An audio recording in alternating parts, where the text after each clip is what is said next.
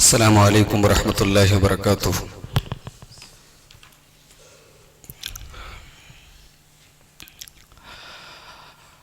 الحمد للہ نحمده ونستعینه ونستغفره ونعوذ باللہ من شرور انفسنا ومن سیئات اعمالنا من يهده الله فلا مضل له ومن يضلل فلا هادي له وأشهد أن لا إله إلا الله وحده لا شريك له وأشهد أن محمدا عبده ورسوله يا أيها الذين آمنوا اتقوا الله حق تقاته ولا تموتن إلا وأنتم مسلمون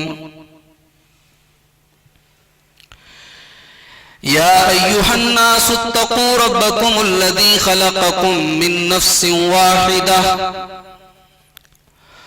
وخلق منها زوجها وبث منهما رجالا كثيرا ونساء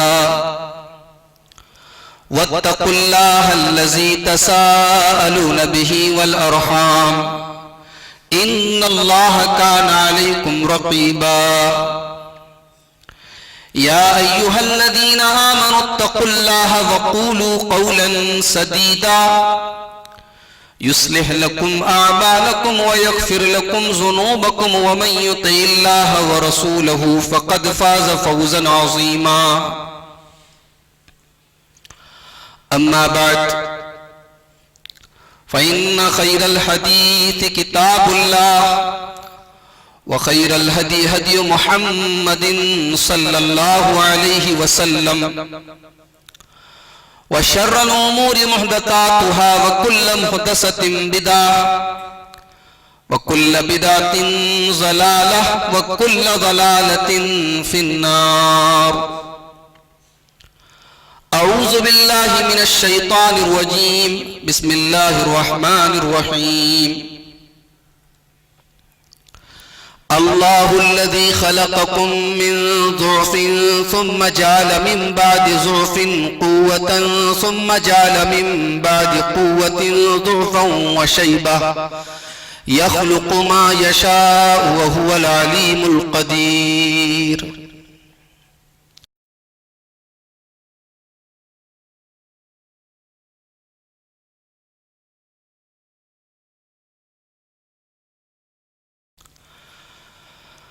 محترم علماء کرام،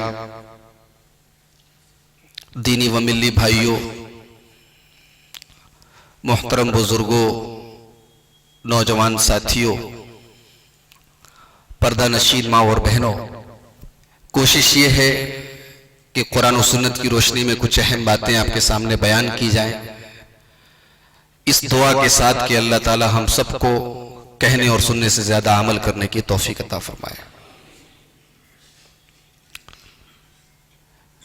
میں نے سورۃ الروم کی قرآن کریم کے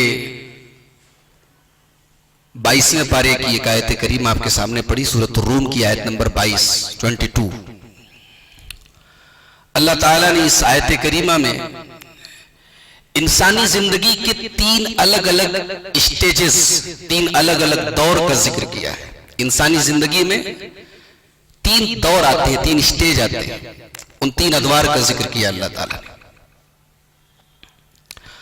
اللہ الذی خلقکم من ضعف، اللہ تبارک و تعالیٰ نے تمہیں کمزور پیدا کیا، یہ بچپن کی طرف اشارہ ہے۔ انسان ماں کے پیٹ سے جب نکلتا ہے، بچے کی حیثیت سے دنیا میں آتا ہے، کمزور ہوتا ہے، اس کا جسم بھی کمزور ہوتا ہے، اس کا دماغ بھی کمزور ہوتا ہے۔ ایک بچہ جب آتا ہے دنیا میں، اس کے پاس اپنی بات کہنے کا کوئی میڈیم نہیں ہوتا سوائے رونے کے۔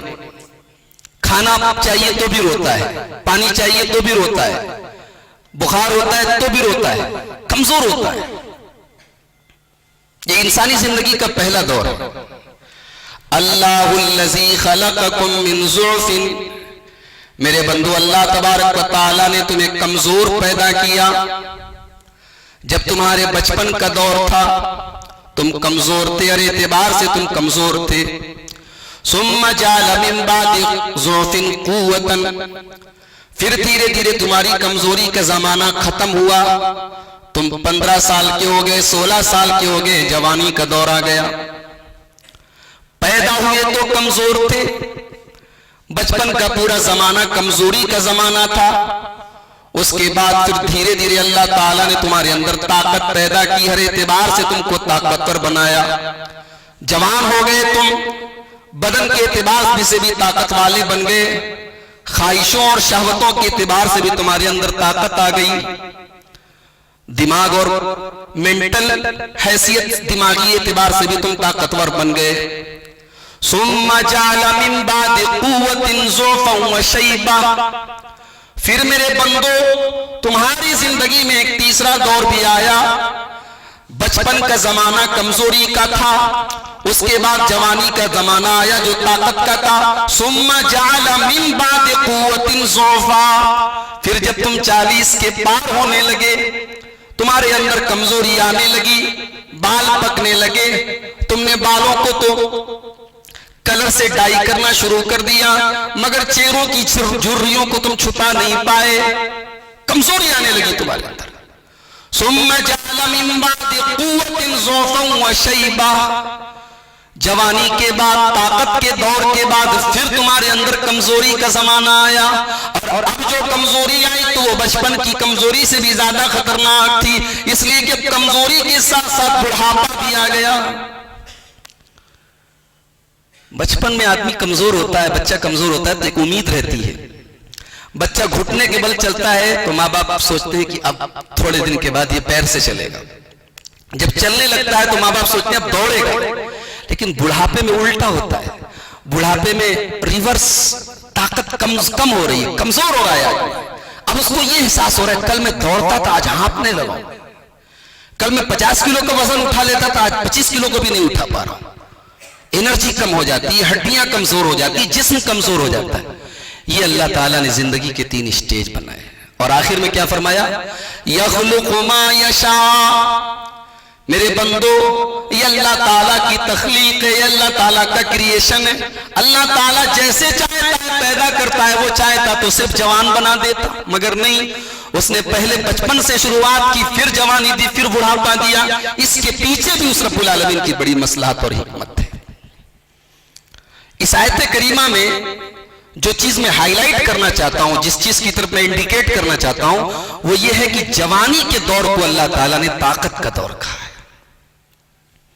یعنی انسان کی زندگی میں جوانی کا دور سب سے زیادہ انرجی کا دور ہوتا ہے، سب سے زیادہ طاقت کا دور ہوتا ہے.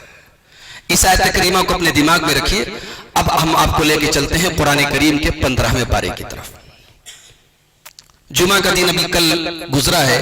آپ نے جمعہ کے دن اگر آپ کو یہ حدیث معلوم ہوگی، یہ سنت معلوم ہوگی کہ سورہ کہف کی تلاوت کرنے سے اللہ تعالیٰ ایک ہفتے تک ایک نور اپنے بندے کے لیے مسلط کر دیتا ہے. تو مجھے امید ہے کہ آپ نے سورہ کہف کی تلاوت کی ہوگی. سورہ کہف کے اندر اللہ تعالیٰ نے کچھ لوگوں کا واقعہ بیان کیا ہے. یہ لوگ کس زمانے کے تھے، ان کے نام کیا تھے، ان کا دور کیا تھا، یہ کس پیریڈ کے تھے، قرآن نے یہ سب کچھ نہیں بتایا ہے. قرآن نے ایک واقعہ بیان کیا ہے اور اس واقعے میں قرآن کریم نے کس چیز کو ہائی لائٹ کیا ہے وہ میں آپ کو بتانا چاہتا ہوں. ان کو اصحاب الکہف کہا جاتا ہے، غار والے.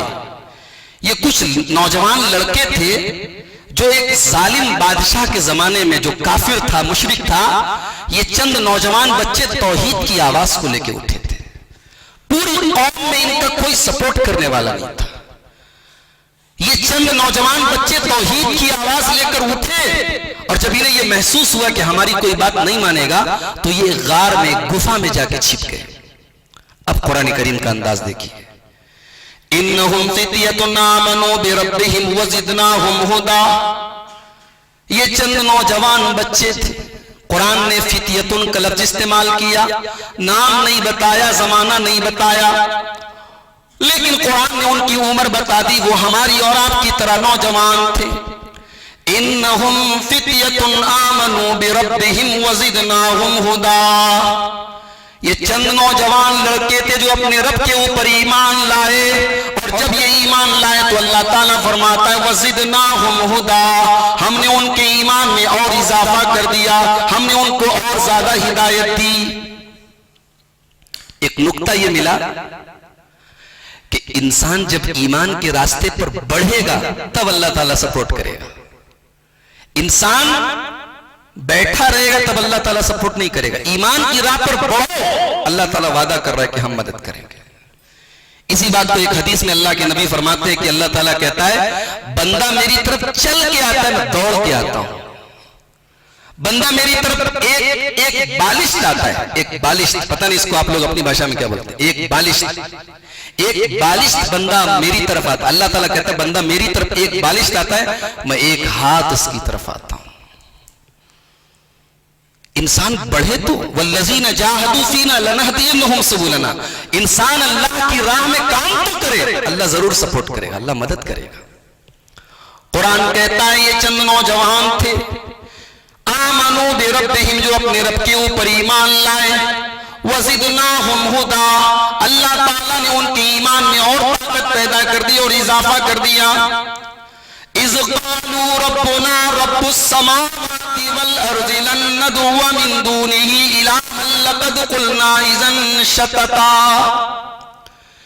یہ 20 سال کے 15 سال کے نوجوان تھے، اللہ تعالیٰ نے ان کے اندر اتنی ہمت پیدا کر دی، پوری قوم کے بیچ میں کھڑے ہو گئے اور اعلان کرنے لگے او لوگو، ہم اپنا رب اس اللہ کو مانتے ہیں، ہم اپنا پروردگار اس اللہ کو مانتے ہیں جو زمین کا رب ہے، جو آسمان کا رب ہے۔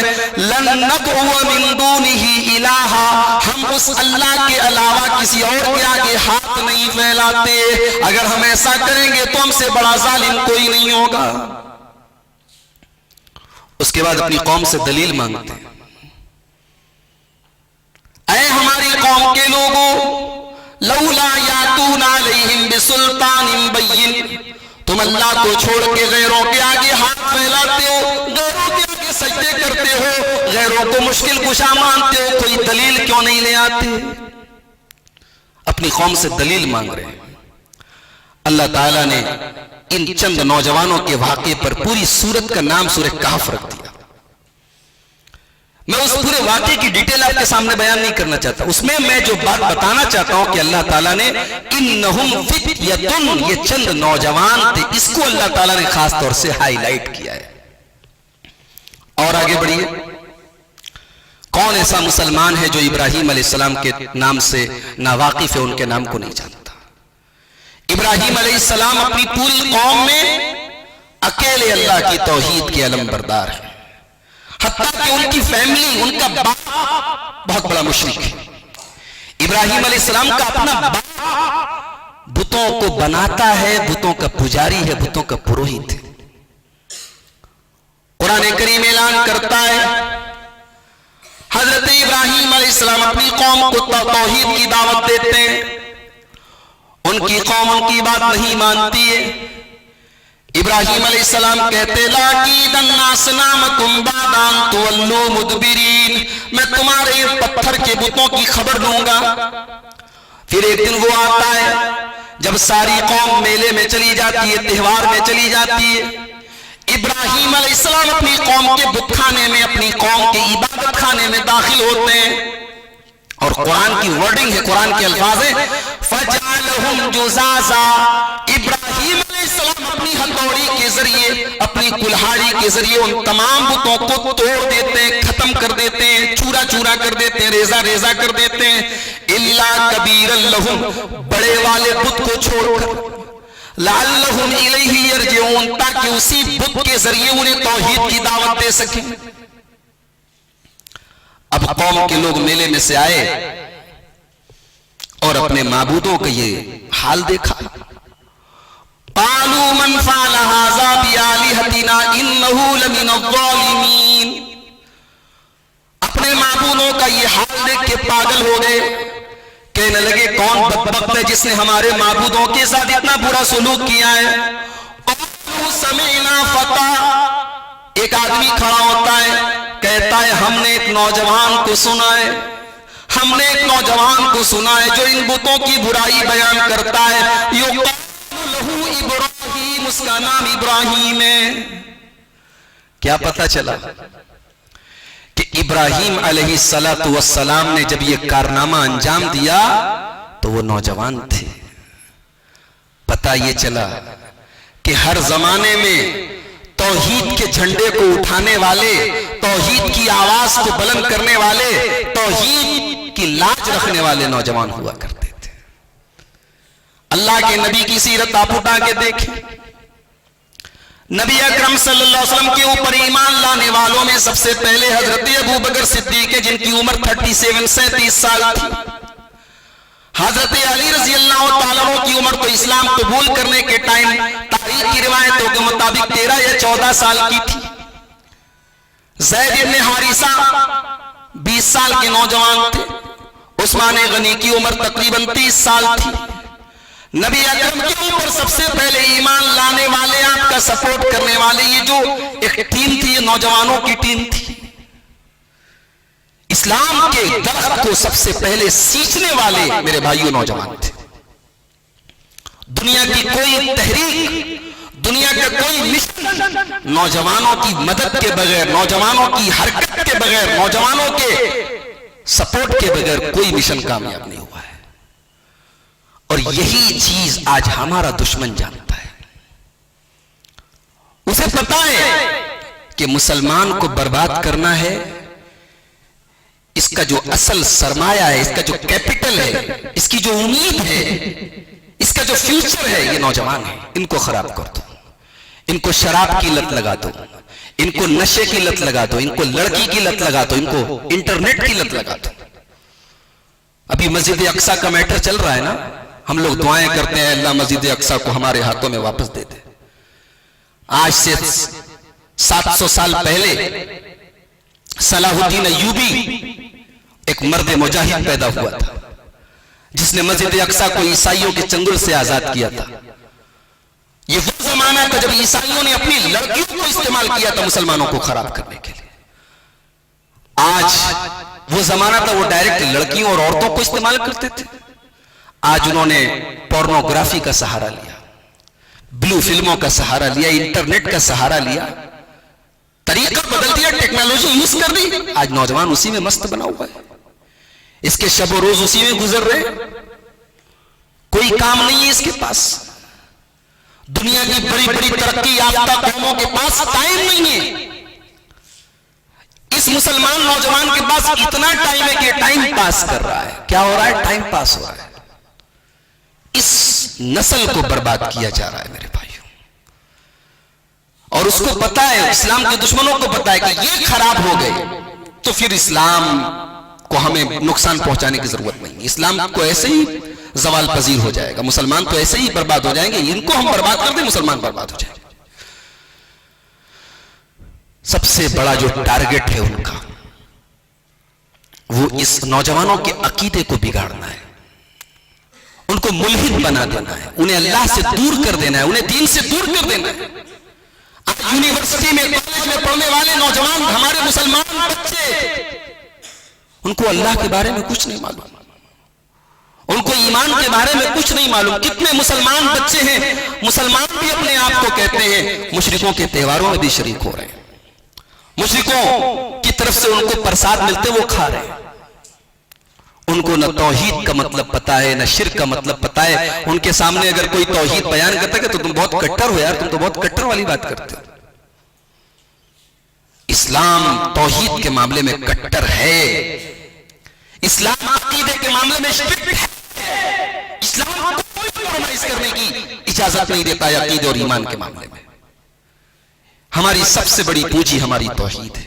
کتنے نوجوان آپ کو مل جائیں گے تعویذ باندھتے ہیں، گلے میں ڈورے لگاتے ہیں، اپنے فیوچر کو جاننے کے لیے پامسٹ کے پاس جاتے ہیں، اپنی ہتھیلی کی لکیریں دکھاتے ہیں، دیکھو میں ایگزام میں پاس ہوں گا کہ نہیں، دیکھو میری شادی کب ہوگی، دیکھو میرے بچے کتنے ہوں گے. یہ ایمان ہے؟ یہ ایک مسلمان کا ایمان ہے۔ اللہ کے پیارے نبی ارشاد فرماتے ہیں من اتا عرافن، جو کسی جیوتشی کے پاس جاتا ہے، کسی پامشٹ کے پاس جاتا ہے، کسی بھوشیہ بتانے والے، مستقبل بتانے والے، فیوچر بتانے والے کے پاس جاتا ہے، فقد کفر بما انزل علی محمد، تو وہ اللہ کے رسول کے اوپر جو شریعت نازل ہوئی اس شریعت کا انکار کرتا ہے، کافر ہو جاتا ہے۔ مسند احمد کی روایت اللہ کے نبی فرماتے ہیں من عقد عقدتن، جو کوئی گرے لگاتا ہے، ثم نفس فیہ، پھر اس گرے میں پھونکتا ہے، فقط سحرہ، وہ جادو کرتا ہے، ومن سارا، جو جادو کرتا ہے، فقط اشرک، وہ شرک کرتا ہے، ومن توکل، ومن تعلق شیئا، اور جو کوئی تعویذ پہنتا ہے، گنڈا پہنتا ہے، فقط وکل الیہ، اللہ تعالیٰ اس کو گنڈے کے حوالے کر دیتا ہے، تعویذ کے حوالے کر دیتا ہے، دھاگے کے حوالے کر دیتا ہے۔ ایک مسلمان کا عقیدہ اتنا کمزور، وہ لال کالے پیلے دھاگوں کو اپنی تقدیر کا مالک سمجھے۔ لیکن آج کتنے نوجوان آپ کو اس لعنت میں گرفتار ملیں گے میرے بھائی۔ یہ پہلا ٹارگٹ ہے، ان کا عقیدہ خراب کر دو۔ اسی لیے ہمارے نبی نے بچپن سے اپنے بچوں کو کے عقیدے کو مضبوط کرنے کی تعلیم دی۔ عبداللہ ابن عباس کو دیکھو، 12 سال کی عمر ہے، 11 سال کی عمر ہے، اللہ کے نبی کے ساتھ سواری کے اوپر سوار ہے۔ نبی اکرم صلی اللہ علیہ وسلم فرماتے ہیں اے میرے بچے، انی اعلمک کلمات، میں تجھے کچھ قیمتی باتیں بتا رہا ہوں، غور سے سننا۔ احفظ اللہ، ہمیشہ تو اللہ کو یاد رکھنا، اللہ تجھے یاد رکھے گا، ہمیشہ تو اللہ کے قانون کی، اللہ کی شریعت کی حفاظت کرنا، خیال کرنا، اللہ تیرا خیال کرے گا۔ وَإِذَا سَأَلْتَ فَاسْأَلِ اللَّهَ، اور اے میرے بچے تجھے جب بھی کچھ مانگنا ہو تو اللہ سے مانگنا۔ وَإِذَا اسْتَعَنْتَ، اور جب بھی تو مدد طلب کرنا، جب بھی تو ہاتھ پھیلانا، جب بھی تو فریاد کرنا تو اللہ کے سامنے فریاد کرنا۔ 11 سال کے بچے کو اللہ کے نبی توحید سکھا رہے ہیں۔ اس کے بعد نبی اکرم فرماتے ہیں اے بچے، ساری دنیا مل کر تجھے کوئی فائدہ پہنچانا چاہے، لا ينفعك الا بشيء قد كتبه الله لك، اتنا ہی فائدہ تجھے پہنچے گا جتنا اللہ نے تیرے مقدر میں لکھا ہے۔ ساری مل کر کے تیرا کچھ بگاڑنا چاہے نہیں بگاڑ سکتی، اتنا ہی بگڑے گا جتنا تیرے مقدر میں لکھا ہے۔ رفعت الاقلام، تقدیر کا قلم اٹھا لیا گیا ہے۔ وجفت الصحف، تقدیر جس کاغذ پہ لکھی گئی ہے وہ کاغذ سوکھ چکا ہے، تقدیر کمپلیٹ ہو چکی ہے، فائنل ہو چکی ہے، تقدیر کے حساب سے ہی تیرے ساتھ ہونے والا ہے۔ اللہ کے پیارے نبی 11-12 سال کے بچے کو ایمان سکھا رہے ہیں۔ ہمارے 11-12 سال کے بچوں کو ایمان پتہ ہے کیا؟ کارٹون دیکھتے ہیں ہمارے 12 سال کے بچے، موبائل دیکھتے ہیں، یوٹیوب دیکھتے ہیں، دنیا کی خبریں رکھتے ہیں، فلموں کے گانے سنتے ہیں، دنیا جہان کی باتیں، انہیں ایمان بتانے والا کوئی نہیں، انہیں عقیدہ سکھانے والا کوئی نہیں۔ تو یہ پہلی چیز ہے، ان کا ایمان خراب کر